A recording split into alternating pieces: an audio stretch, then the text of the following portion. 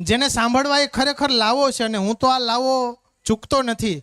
જ્યારે પણ એ મંચ ઉપર બેઠા હોય એમને હું આમંત્રણ આપું જ છું. એવા અમારા સૌના, આપણા સૌના આદરણીય પ્રોફેસર વાળા સાહેબને વિનંતી કરું કે તેઓ મંચ પર આવે અને પ્રાસંગિક ઉદ્બોધન આપશે. વાળા સાહેબ. જય શ્રી કૃષ્ણ. જય સોમનાથ. અવર ગીર સોમનાથ દ્વારા આયોજિત આજના માં સરસ્વતીનું પૂજન કહી શકીએ તો એવા કાર્યક્રમની અંદર આ સંસ્થાના ભાઈ શ્રી દિવ્યેશભાઈ વાળા અને અવર ગીર સોમનાથ સમગ્ર પરિવાર દ્વારા વેરાવળ ગીર સોમનાથના આંગણે ભગવાન ભોળાનાથના સાનિધ્યમાં આવો સરસ મજાનો કાર્યક્રમનું આયોજન કરવામાં આવ્યું છે. ત્યારે આપ સર્વે ને વંદન અને અભિનંદન કરું છું. થોડા દિવસો પહેલા ભાઈ શ્રી દિવ્યેશભાઈ અને એમની ટીમના મિત્રો જે છે એમનો ફોન આવ્યો. તમને આમંત્રણ આપવા માટે થઈને તમને મળવું છે. ત્યારે મેં સહજ વિવેક કરેલો, ભાઈ ફોન કરી લીધો એટલે આમંત્રણ મળી ગયું છે કે ના, રૂબરૂ મળવું છે.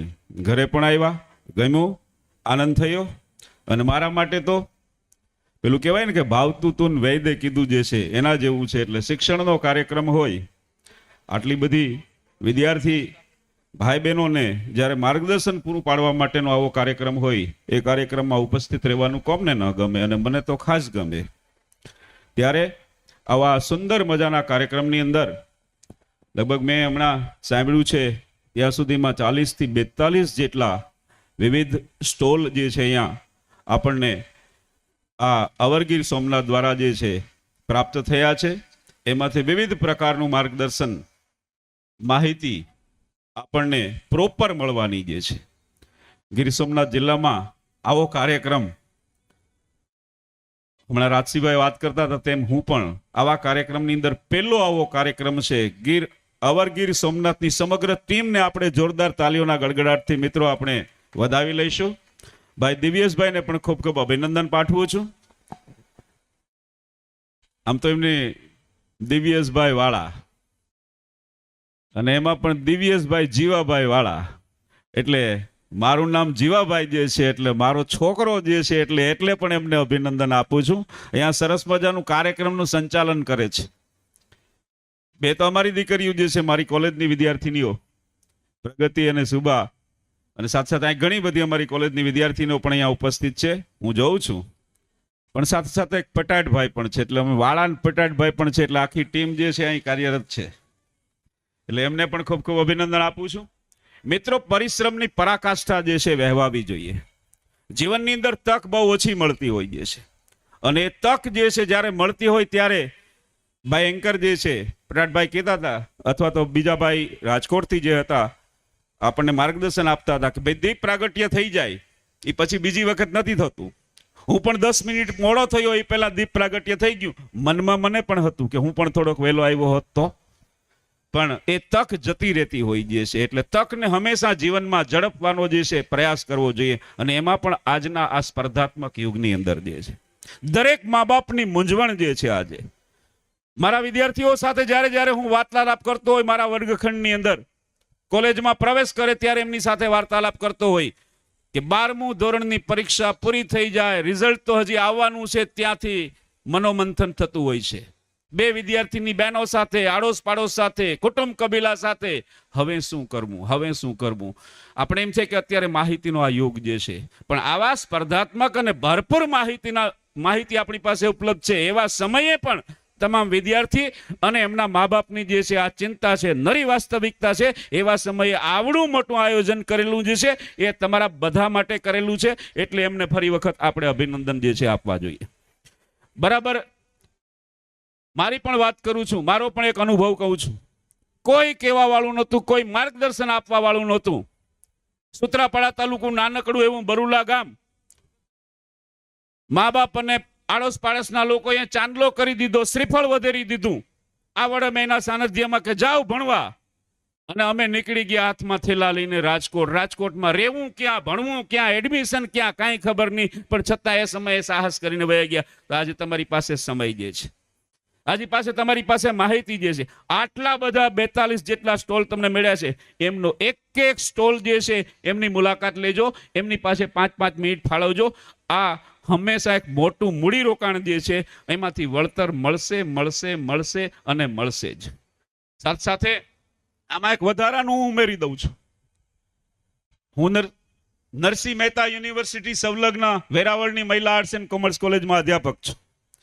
એટલે ભાઈ દિવ્યેશભાઈનું આ કામ છે, એની ટીમનું કામ જે છે, તો નરસિંહ મહેતા યુનિવર્સિટીને લગતું પણ કંઈક કામ હોય તો અવર ગીર સોમનાથનો કોન્ટેક્ટ કરજો. તમને તમામ માહિતી 4 જિલ્લાની જે છે એમાંથી તમને મળી જશે.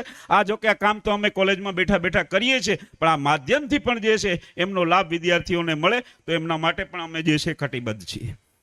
અને બહેનો અને વિદ્યાર્થી ભાઈઓ ગામડામાંથી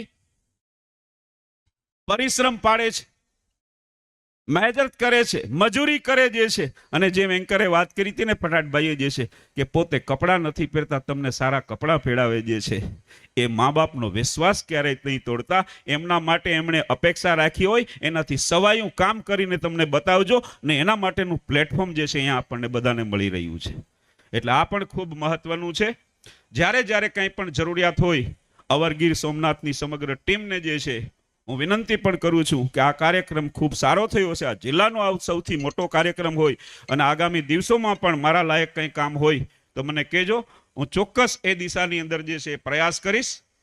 અને સાથે આટલા બધા વિદ્યાર્થીઓ, યંગ જનરેશન અહીંયા બેઠું હોય ત્યારે 2-4 સારા વાક્યો જે છે એ પણ તમારી સમક્ષ રજૂ કરીશ. મિત્રો, શિક્ષક છું અને શિક્ષક કભી સાધારણ નહીં હોતા.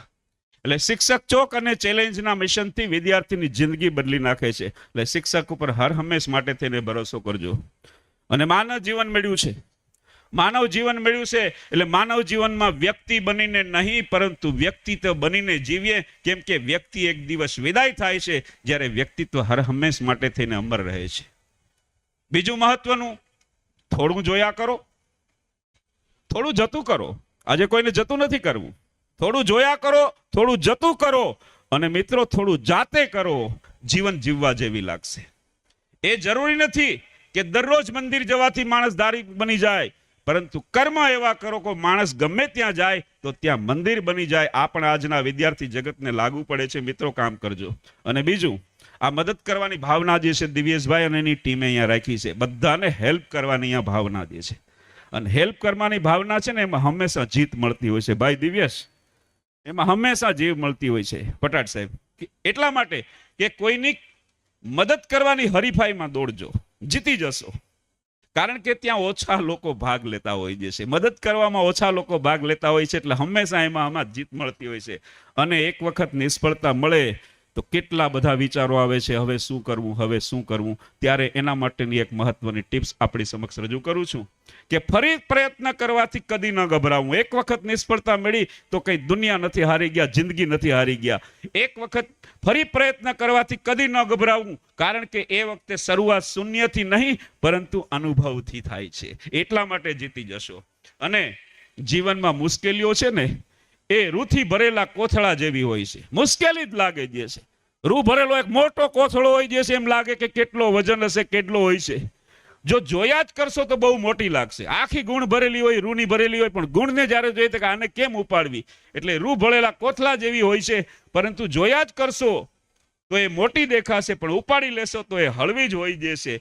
અને ફક્ત એ જ આળસુ નથી. આજે વિદ્યાર્થી જગતને પણ કહેવા માંગુ છું કે ફક્ત એ જ આળસુ નથી. આજે વાલીગણને પણ એ જ કહેવા માંગુ છું. સારા શિક્ષકોને પણ એક કહેવા માંગુ છું હું કે ફક્ત એ જ આળસુ નથી કે જે કંઈ કામ નથી કરી શકતો. આળસુ તો એ પણ છે કે જે વધુ સારું કામ કરી શકે તેમ છે, પરંતુ કરતો નથી, એ પણ આળસુ છે. એમને પણ કામી લાગે જવા માટે થઈને હું વિનંતી કરું છું. અને મિત્રો, ભાઈ દિવ્યેશભાઈ પટાટ સાહેબ, એની ટીમ, એમને ખાસ કહું છું કે તમે ક્યારેય એવું નહીં લાગતા, આમ તો છે જ નહીં, તમારી સાથે આવડો મોટો ગીર સોમનાથ અને સમગ્ર સૌરાષ્ટ્રનો પરિવાર તમારી સાથે બેઠો છે. પણ જ્યારે એકલા હોય ને માણસ, ત્યારે પણ એને ચિંતા કરવાની જરૂરિયાત નથી. કેમ કે તું એકલો નહીં, એકડો છે. તું એકલો નહીં, એકડો છે. ઉઠ, હજારો મેંઢા તારી રાહ જુએ છે. તારું મૂલ્ય સમજ. ઝૂમતા નહીં આવડે તો ચાલશે, પરંતુ જજુમ્યા વગર તો ચાલશે જ નહીં. એટલે તું એકલો હોય એમાં હજારો મેંઢા તમારી સાથે જોડાઈ જાય છે. જ્યારે પહેલે દિવસે આવો વિચાર આવ્યો છે ત્યારે 2 4 5 સ્ટોલની નક્કી થયું હશે, ને આજે 42 થઈ ગયા છે. એ મેંઢા તમારી રાહ જોઈને જ બેઠા છે. એટલે ક્યારે આપણે એકલા નહીં સમજવાનું. અને ખૂબ મહત્વનું હોય છે. છેલ્લી 2 પંક્તિ કહીને મારી વાતને વિરામ આપું છું. હમણાં કહ્યું ને કે કુછ નહીં દેખા, કચ્છ નહીં દેખા તો कुछ नहीं देखा. अरे कुछ दिन तो गुजारिए गुजरात में, अमिताभ बच्चन सामने है. तो एना माटे थईने दरेक विद्यार्थियों माटे, लहरों से डरकर नौका पार नहीं होती, कोशिश करने वालों की कभी हार नहीं होती. नन्ही सी चींटी जब दाना लेकर चलती है, बढ़ती दीवारों पर 100 बार फिसलती है.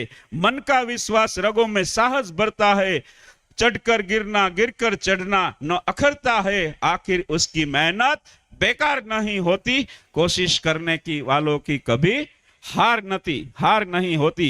ફરી એ વખત ભાઈ દિવ્યેશભાઈ અને એની સમગ્ર ટીમને ખૂબ ખૂબ અભિનંદન પાઠવું છું. ધન્યવાદ.